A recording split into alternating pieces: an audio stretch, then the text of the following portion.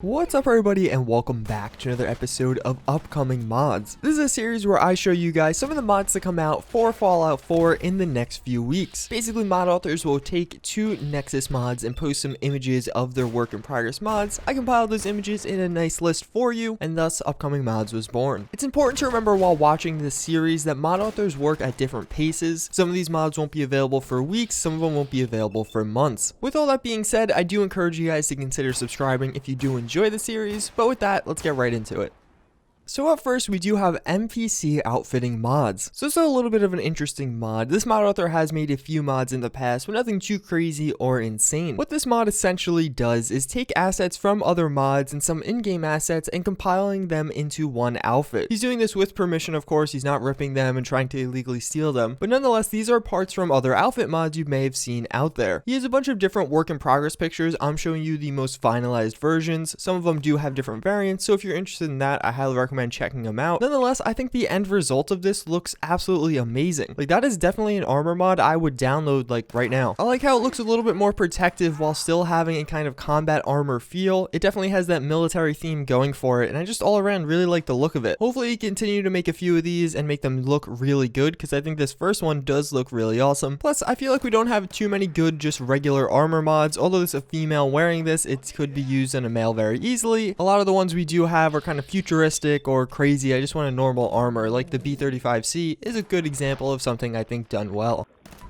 So next up, we have the 10mm SMG. So this is actually a gun I am very excited for. I've been pretty outspoken about how Fallout 4 doesn't really have too many good SMG mods, and this could very easily solve that. This is actually meant to be part of a bigger mod, Wasteland Imports, which aims to add in a bunch of items from previous Fallout games into Fallout 4. It's a very good mod. I highly recommend you check it out if you haven't already. Nonetheless, as you can see right here, we do have a work in progress picture of the 10mm SMG and some of the different mods available for it. The mod author has said he will put this into his Wasteland Imports mod, but on top of that, it will be a standalone version also. This was actually one of my favorite guns from previous Fallout games. I absolutely loved using this in Fallout New Vegas, especially in the later game when you had a good weapon. You could just switch to this to burn some of that 10mm ammo, which typically you amass very quickly and have quite a stockpile of. I also think the look of the gun is just absolutely phenomenal. The model work here is really good, and it's definitely high detailed. All around, definitely one I'm excited for, a little bit more than some of the others.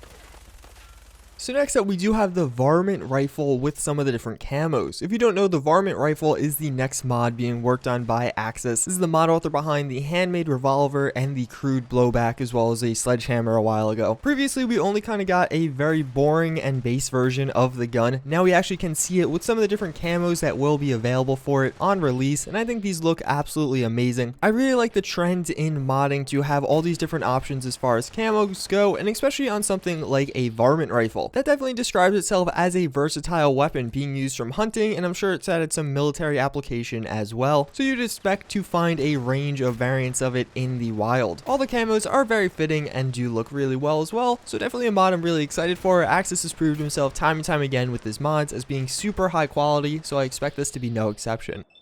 So next up, we have a bunch of Tomb Raider outfits. Basically, this guy is going to Tomb Raider, to a lot of the concept art and just some of the different outfits throughout the Tomb Raider games, and adding them into Fallout 4. I feel like this is actually kind of a good fitting outfit for Fallout 4. As you know, Tomb Raider is typically one of those series that's kind of combat based and adventure, and I feel like that could kind of fit into Fallout 4. You're kind of in a wasteland, although this particular Fallout isn't as wastelandy as previous ones. I still think the outfits fit in well, and they definitely fit the theme of the game. All around, all of the ones he has posted concept art of do look really good. I don't know if there's going to be like one mod or released as separate mods, but nonetheless, I'm pretty excited for it, and it's definitely going to be something I'd make a video on.